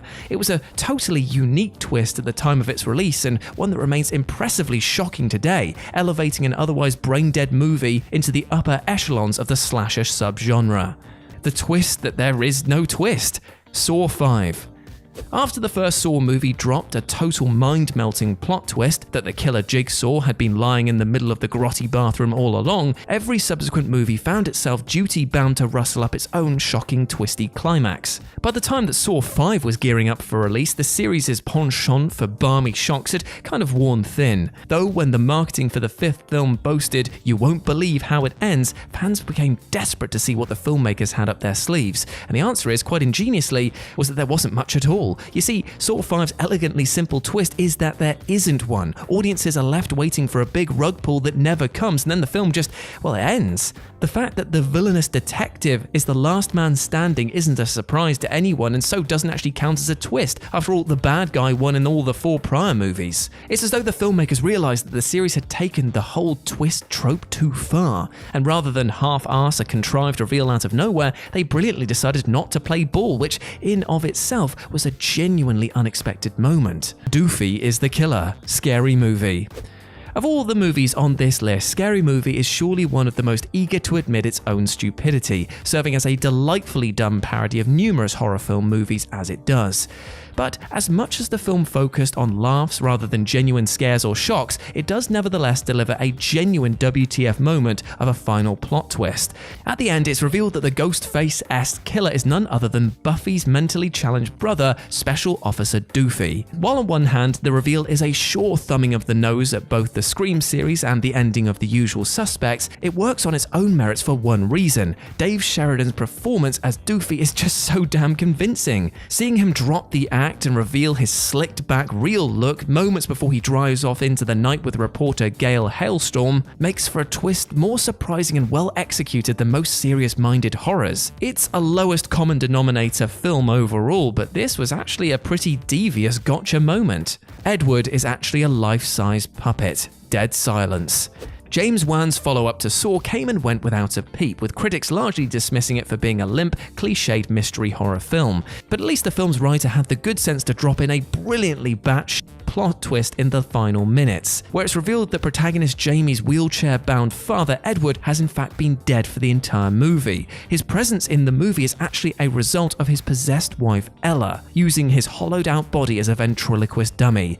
Yep, you heard me right. It's this sort of swinging for the fences, smart dumb capper that this otherwise genuinely dumb movie needed, with Edward's body having been converted into a wooden chassis, allowing for Ella to operate his mouth movements while seemingly finding a way to sound like him at the same time. It's a twist that falls apart the moment that you try and put it into our own reality, but inside the movie's own completely weird sealed world, it gets all the points for its demented, unforgettable originality. Obadiah Stane, Iron Man. For all of its MCU groundwork laying and Robert Downey Jr. wisecracking, Iron Man shared much of the superhero tropes with many earlier entries in the genre. It does seem strange that director Jon Favreau would try to dupe us about the true motives of Jeff Bridges' Obadiah, Tony's mentor, when he just looks so sinister.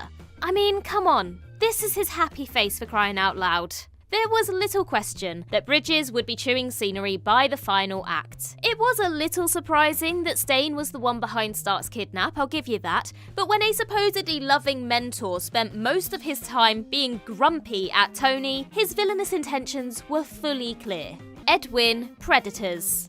Predators has a group of deadly human characters, each the master of their respective killing field, literally dropped onto an alien planet to serve as game for a gang of predators. A smart extension of the original setup, the gang is a diverse mix of different action tropes. You've got a mercenary, a sniper, a yakuza, a cartel enforcer, a prisoner from death row, a commando, 2 soldiers, and an ordinary doctor. Right, well, one of those isn't like the others, is it? From the moment he starts repeating he's just a regular guy, it's pretty clear that Edwin is going to end up being the most dangerous killer of the lot. Revealed in the film's final act to be an all-out psychopath, Topher Grace plays the villain very well, although the geeky good doctor act could have done with being toned down just a little bit. Khan, Star Trek Into Darkness. If there's one thing J.J. Abrams is known for as a director, well, actually it would be lens flares, wouldn't it? But after that, it's high secrecy and infuriating misdirection. When Benedict Cumberbatch was cast in the sequel to the reboot, the fan community jumped on that he would be playing Khan. Abrams didn't take this lying down, pushing that this was a new character to the series named John Harrison. Some fans bought it, some didn't. Into Darkness is a thinly veiled remake of Wrath of Khan, and once that became readily apparent, it was only inevitable that there be a scene with Cumberbatch revealing his true identity to fan gasps and a lot of I told you so's. Lotso Huggin' Bear, Toy Story 3. Toy Story 3 was, in some ways, a retread of the previous film with added "I'm not crying, there's just something in my eye" moments. While there are some interesting new ideas, the overall thing is mired in a sense of predictability, and nowhere is that more clear than with the villain. Lotso, the leader of the toys at Sunnyside Daycare, was almost too nice and caring when introduced. Not to mention identical in temperaments to the first sequel's villain, Stinky Pete. With the only other new toy given any exploration being Ken, it was obvious this strawberry-smelling bear was going to end up tyrannical. George Mac McHale, Indiana Jones and the Kingdom of the Crystal Skull. In a film full of irritating characters, Ray Winston's Mac stood out thanks to a sheer lack of importance to events. Introduced in the opening as a double agent for the Russians, then later a triple agent for the Americans, then as a quadruple agent actually working for the Russians, he then finally is revealed as a selfish lone player after as much gold as possible. His arc is incredibly convoluted for someone whose character begins and ends with "played by Ray Winston."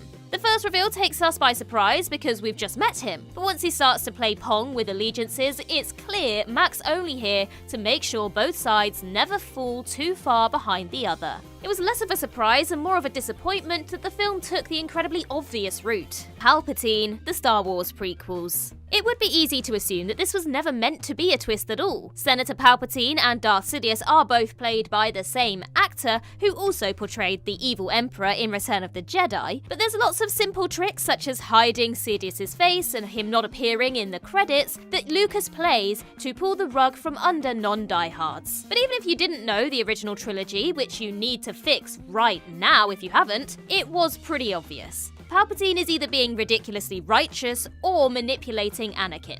The stereotypical makings of a hidden villain. It was so cut and dry that some fans couldn't accept it as being so simple, and the notion of clones or even brothers were genuine theories that were thrown around before Revenge of the Sith came out. Maybe Jar Jar Binks being evil was a better one. Alexander Pierce, Captain America, the Winter Soldier. Whenever a new character is introduced into a prominent role in a Marvel film, they have one of three directions to go: love interest, new supporting hero, or the big villain. And when they're played by a big name actor, it can really only be the latter.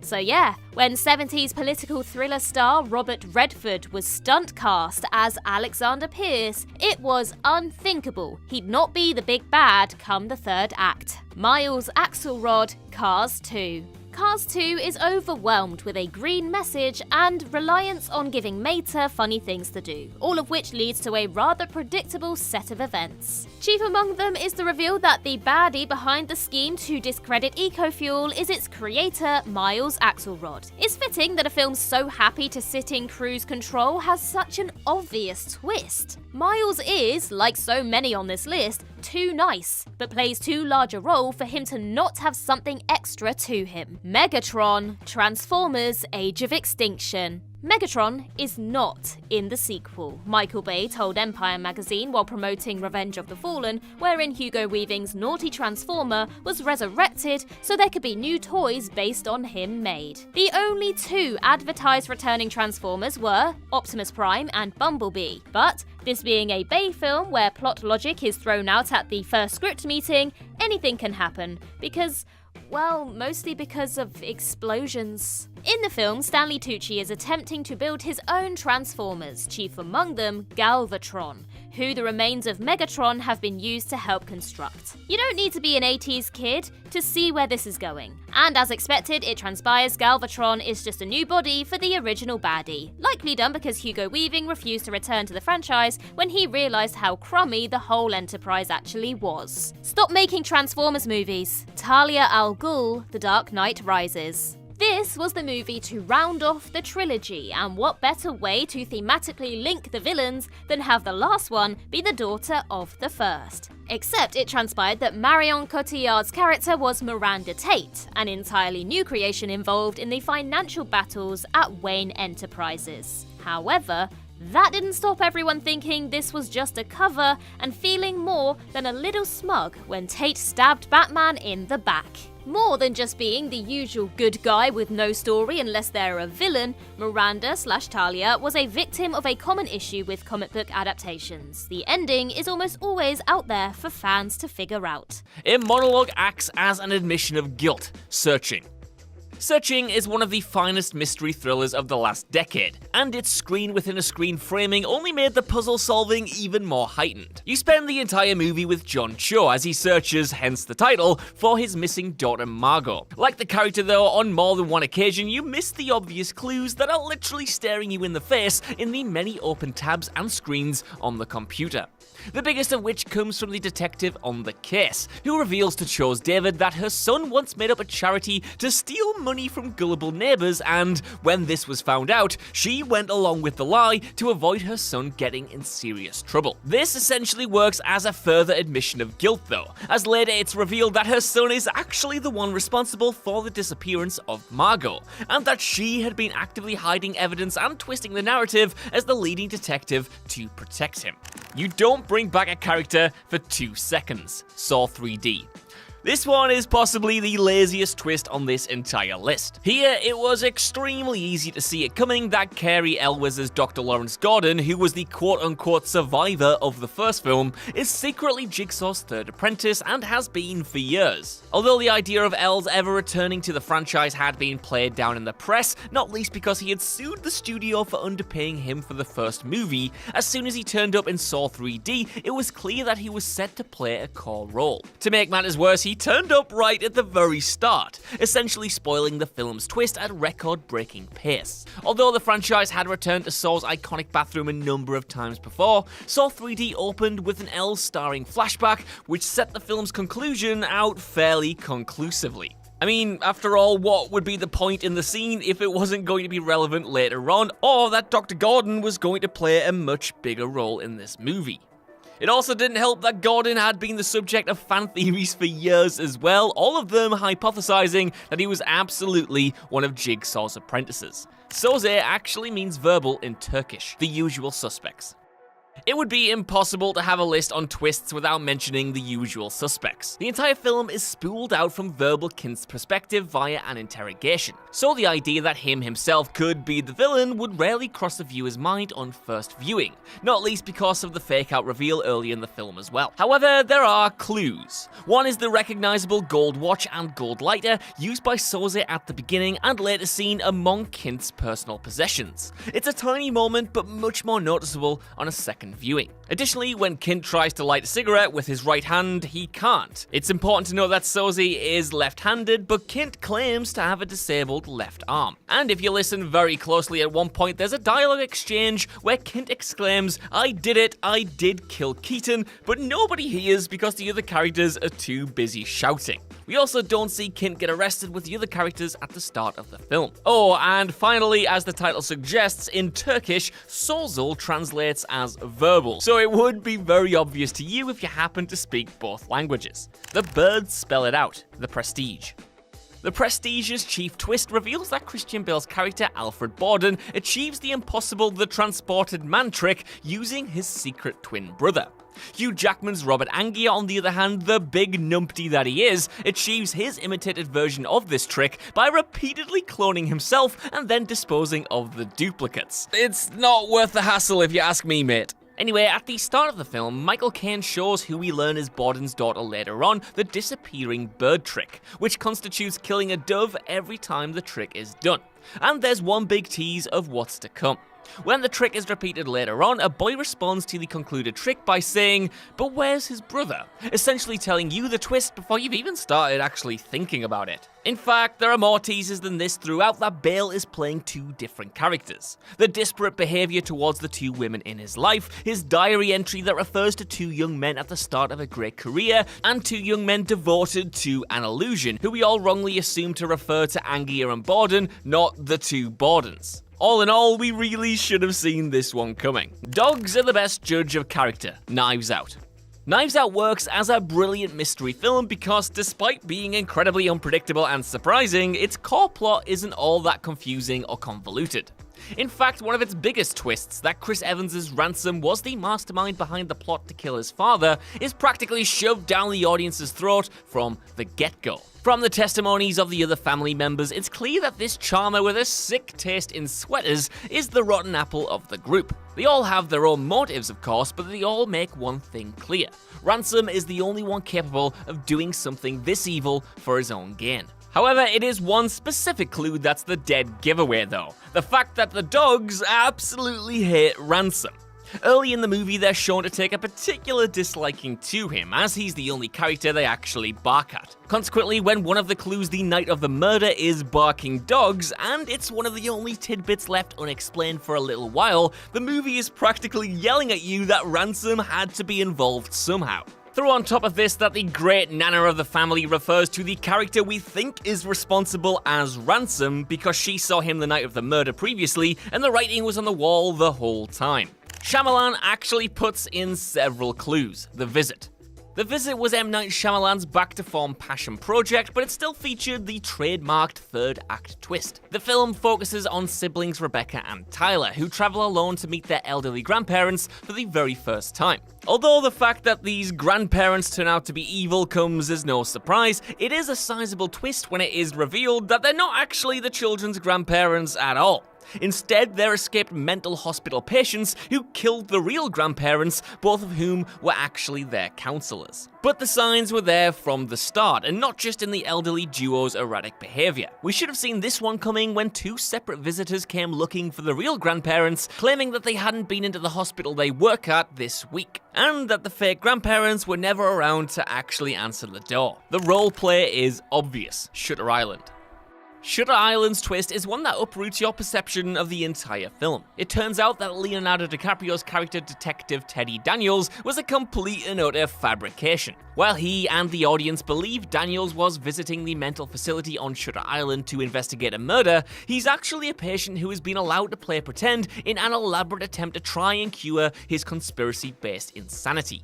And once you know this, you'll see certain elements of the film in different ways the second time around. If Daniels and his detective partner, played by Mark Ruffalo, were really state-assigned partners, then why the hell would they meet on a boat? I mean, wouldn't they have had a proper briefing before they were actually on the mission together? Also, if Daniels is a smoker like he claims, then why does he constantly have to borrow cigarettes from his partner? All of these little details make more sense when you know where the story is going. Likewise, Daniels suffers from migraines throughout the film as well, explained later on to be a symptom for the time spent without his proper medication caused by the investigation roleplay. There's also the fact that Ruffalo's character uneasily fumbles about with his gun whenever he has it out because he's not really a detective and he's an even worse actor. It's the only logical conclusion. The Others. The Others' big twist is that Nicole Kidman's character Grace and her family are all ghosts. They spend the entire film thinking they're the ones being haunted, but it becomes apparent at the end that the exact opposite is actually true. This did the I Am Legend twist better than the I Am Legend movie. Of course, when you go back and look for foreshadowing moments, you're likely to find a lot of clues. The fact that Grace and the kids live in the dark and rarely go outside certainly signposts that something weird is going on, at least to start with. There's also the fact that Christopher Eccleston's father character emerges from the mist surrounding the house one day. He's quiet and distant, and everyone thought he died in World War II. Then he disappears again the next day, which, should have told us everything we needed to know. Ultimately, it gets to the point where the only way to explain all the ridiculousness that's going on is for everyone else to be dead as well. The film only shows you half the story, the sixth sense. Unless you've been living under a rock for the past 2 decades, you'll know that The Sixth Sense reveals that Bruce Willis's child psychologist character Malcolm is a ghost throughout 99% of the movie. The biggest signpost here is that no other characters really talk to Malcolm except for Cole, the kid who happens to see dead people. This is exacerbated because Malcolm sits in rooms with other characters all the time, and conversations are constantly going on, though no one ever actually reacts to his dialogue. On top of this, Malcolm rarely touches anything or moves any objects when Cole isn't around. This one seems so obvious in hindsight, but was impossible to spot for a lot of people on first viewing. The wool is well and truly pulled over our eyes, mainly because we just assume that Malcolm is still continuing his career as a psychologist, rather than accepting that dead people only see what they want to see and don't know they're actually dead. The mother is exactly like the stuffed bird's Psycho. And finally, here's one of the biggest "how did I not notice that" moments in the history of twists, and it's so simple. As you probably already know, at the end of Alfred Hitchcock's 1960 movie Psycho, it's revealed that Norman Bates' mother has actually been dead for years. She isn't the film's killer, as we were all led to believe. In actuality, her son is mentally unwell and has been running around killing people whilst dressed in her clothes and keeping her skeleton stored in the basement the whole time. Joseph Stefano's screenplay includes one incredibly prescient line of dialogue, though, that hints towards this, allowing Anthony Perkins' Norman Bates to foreshadow the ending in a huge way. Norman says this to hotel guest Marion when she asks about his mother, quote, "Oh, but she's harmless. She's as harmless as one of those stuffed birds." Indeed she is, Norman. Indeed she is. You're not wrong there.